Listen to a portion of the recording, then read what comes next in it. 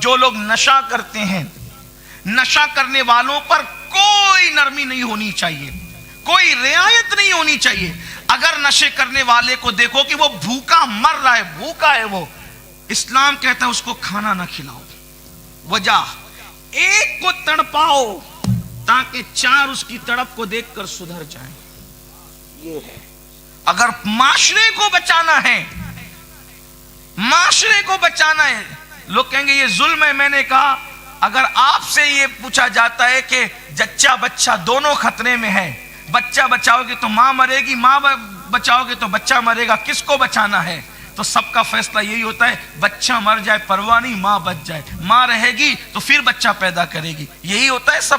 اب اگر کوئی پاگل کہے کہ ظلم کر رہے ہو بچے کو مار کے، تو کہیں گے ارے چھوٹی جان گئی لیکن بڑی تو بچی، یہی تو دانشمندی ہے۔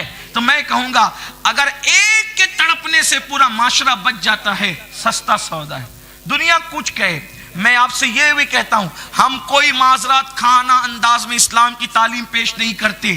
آج کل لوگ مائک پر آتے ہیں تو ایسی لائی لپیٹی کر رہے ہیں کہ دوسرے سن رہے ہیں تو تھوڑا معذرت خانہ انداز ہو۔ ہم کہتے ہیں کوئی معذرت خانہ انداز نہیں، دین مکمل ہو چکا ہے، جو رسول اللہ نے فرمایا ہے وہ بیان ہوگا، ضرور بیان ہوگا۔ اس لیے کہ جس کو اپنے مذہب پر شک ہے، مذہب کے اندر ڈاؤٹ ہے، وہ چھپ چھپ کر کے باتیں کرے۔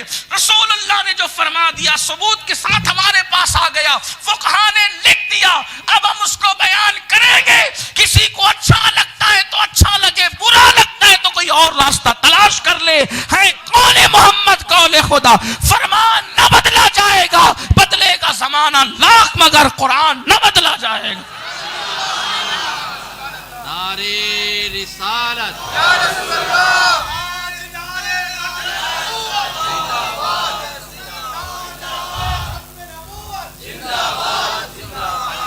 رحمت للعالمین صلی اللہ علیہ وآلہ وسلم کا فرمان سنو۔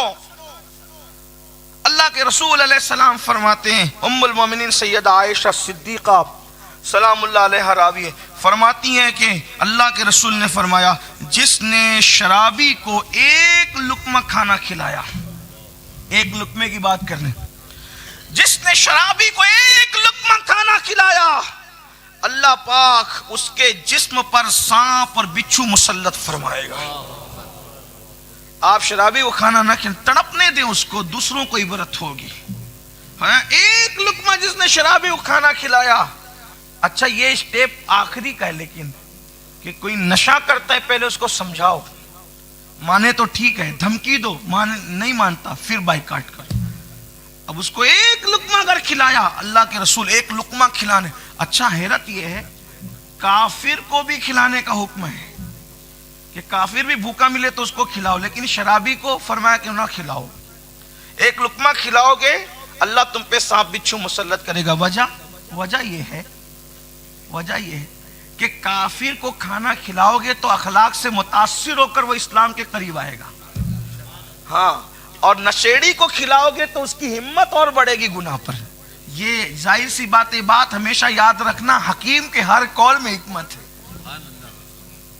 لوگوں کو اقبال اور غالب کے شعر سمجھ میں نہیں آتے، اوقات اتنی ہیں، اور وہ رسول اللہ کے فرامین پہ کلام کرنے چلے ہیں، اور وہ ذات کہاں جہاں غالب اور اقبال صدیوں سے غلامی کر رہے ہیں، صدیوں سے کہہ رہا ہوں، صدیوں سے غلام۔ آپ کہیں گے ان کی عمر تو چند سال کی، میں نے کہا عالم ارواح سے غلامی سے رشتہ جڑا ہے، اور دخول جنت تک جڑا رہے گا، جس کا جڑا ہے اس کا جڑا رہے گا۔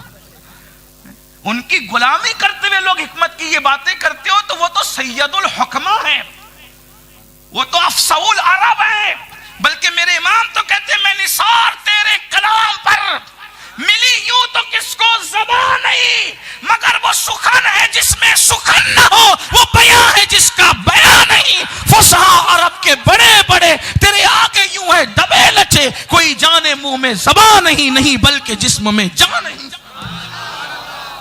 وہ سید الفصحاء ہے، وہ سید الحکمہ ہے۔ ان کے پاس عقل کتنی تھی بتاؤں، اللہ کے رسول کے پاس لوگ اگر کسی کو مفکر اسلام حکیم الامت کہتے ہیں تو اس کی دانشوری اور عقل کی بنیاد پہ۔ آج کے معاشرے کو نہیں کہہ رہا ہوں، آج تو ہر بندہ مفکر اسلام ہے، حالانکہ ہم اپنے بچپن سے سنتے تھے ہماری جماعت کا ایک ہی مفکر اسلام تھا، اور وہ ہے بھی واقعی مفکر اسلام۔ سبحان اللہ۔ ہم نے جب بھی سنا بچپنے سے حضور مفکر اسلام علامہ قمر الزمان صاحب اعظمی مدظل لہ العالی، لیکن اب تو ہر گلی کا خطیب ہی مفکر ہے۔ حالات بدلے ہیں، پھر آپ جانے، آپ کا کام جان۔ زیادہ کہوں تو آپ ناراض ہوتے ہیں، لیکن حالات بدل گئے ہیں۔ بہرحال ہم کسی کو حکیم الامت کہیں، مفکر واقعی کیا دانشور آدمی ہے، کیا فکر رکھتا ہے۔ آپ سے پوچھتا ہوں حضور کی عقل شریف کتنی ہے؟ حدیث پاک میں آیا ہے رسول اللہ صلی اللہ علیہ وسلم کی عقل کتنی، ذرا سننا۔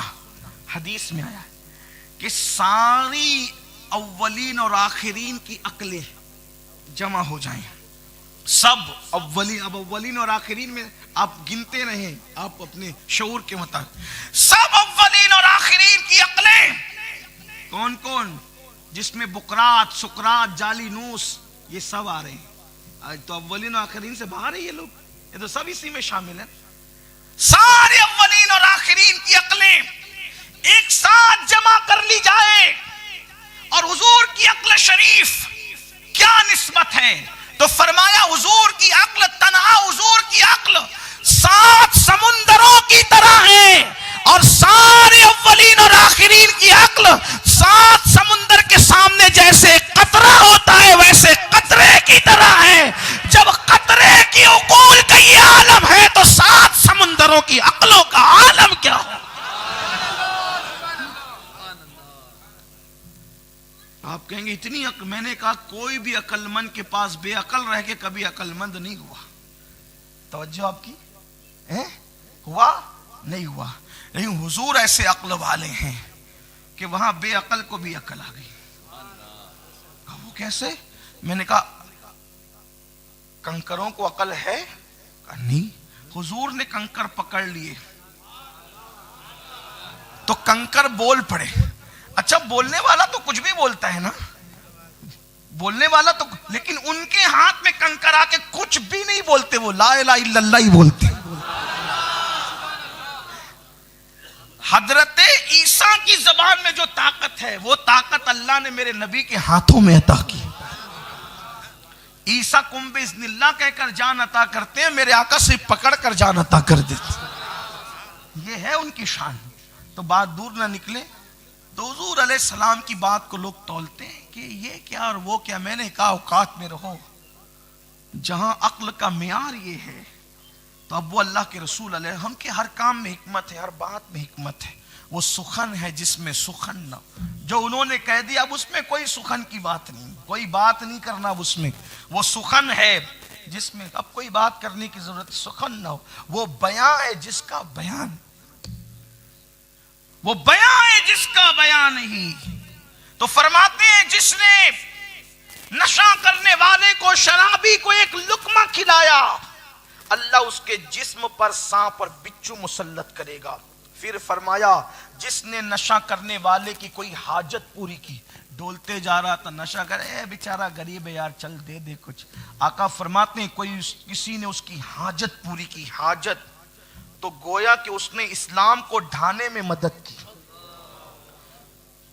اسلام کو ڈھانے میں مدد کی۔ چلو کہا کوئی مدد نہیں کرو، کوئی اس کی امداد نہ کرو، قرضہ تو دے سکتے ہیں۔ تو میرے آقا فرماتے ہیں جس نے کسی نشہ کرنے والے کو قرضہ دیا، گویا کہ اس نے کسی مسلمان کو قتل کرنے پہ مدد کی۔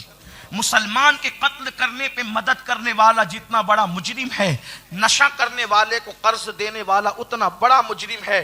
پھر اس کے بعد میرے آقا مصطفیٰ جان رحمت صلی اللہ علیہ وآلہ وسلم فرماتے ہیں مطلب کیا؟ پتا ہے کہ یہ شرابی ہے، پتا ہے کہ یہ نشہ کرتا ہے، پتا ہے کہ یہ بھنگ کھاتا ہے، پتا ہے کہ معاذ اللہ یہ ایم ڈی استعمال کرتا ہے، پتا ہے کہ یہ ڈرگ یوز کرتا ہے، پتا ہے کہ یہ ہیروئن یوز کرتا ہے، لیکن ہے مالدار۔ تو لیکن جب اب نشے میں نہیں ہے تو آ رہا ہے تو جگہ دے رہے ہو، بٹھا رہے ہو، مجلس میں بٹھا رہے ہو۔ اللہ کے رسول غیب دا نبی صلی اللہ علیہ وآلہ وسلم فرماتے ہیں جس نے نشہ کرنے والے کو اپنی مجلس میں بٹھایا، قیامت کے دن اللہ اس کو اندھا اٹھائے گا اور اس کے پاس کوئی دلیل اور برہان نہیں ہوگی. اس کا مطلب نشہ کرنے والے محفل میں آئے ان کو جگہ نہیں دینا, عزت سے نہیں بٹھانا. اگر بٹھاؤ گے تو قیامت کے دن اللہ تم کو اندھا اٹھائے گا اور نہ تمہارے لیے کوئی دلیل ہوگی نہ کوئی برہان ہوگی. اس کے بعد میرے آقا علیہ السلام ارشاد فرماتے ہیں جب نشہ کرنے والا نشہ کرے تو اس کے ساتھ اپنی بیٹیوں کا رشتہ نہ کرو,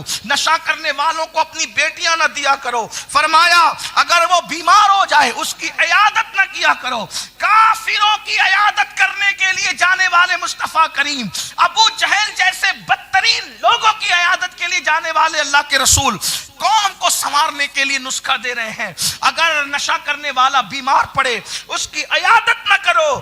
اگر پھر فرمایا اللہ اکبر, بیمار ہو جائے عیادت نہ کرو. کہتے ہیں اس ذات کی قسم جس کے قبضے قدرت میں محمد کی جان ہے. آقا فرماتے شراب وہی پیتا ہے, نشہ وہی کرتا ہے جو توریت, زبور, قرآن میں جو کچھ لکھا ہے اور تمام انبیاء پر نازل جو کیا گیا ہے, جو اس کا انکار کرتا ہے وہی نشہ کرتا ہے.